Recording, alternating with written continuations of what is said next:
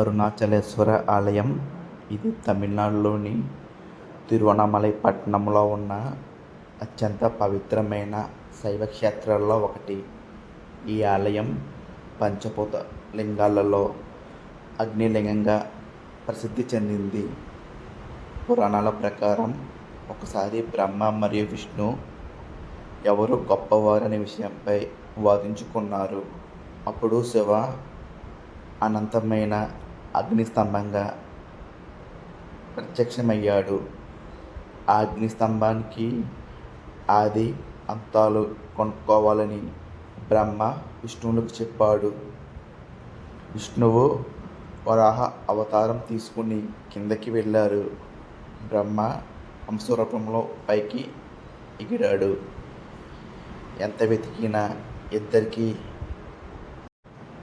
ఈ ఆలయాన్ని ప్రధానంగా చోళ రాజులు నిర్మించారు. తరువాత విజయనగర ఇంపీరియల్ రాజులు విస్తరించారు. ఆలయంలో ఉన్న రాజగోపురం సుమారు 217 అడుగుల ఎత్తులో చాలా అద్భుతంగా ఉంటుంది. ఆలయంలో ప్రధాన ఈ ఆలయంలో అత్యంత ప్రసిద్ధ పండుగ కార్తీక మాసంలో అరుణాచల కొండపై మహాదీపం వెలిగిస్తారు. లక్షలాది మంది భక్తులు ఈ ఉత్సవాన్ని దర్శించడానికి వస్తారు.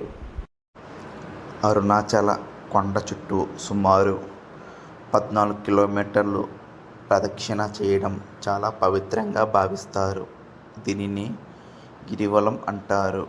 పౌర్ణమి రోజున వేలాది మంది భక్తులు ఈ ప్రదక్షిణ చేస్తారు. రమణ మహర్షి ఈ క్షేత్రంలో నివసించి ఆధ్యాత్మికత బోధనలు చేశారు. ఆయన ఆశ్రమం కూడా ఈ తిరువణమలైలో ప్రసిద్ధి చెందింది. ఈ ఆలయంను దర్శించిన వారికి జ్ఞానం, శాంతి, మోక్షం ప్రసాదిస్తుందని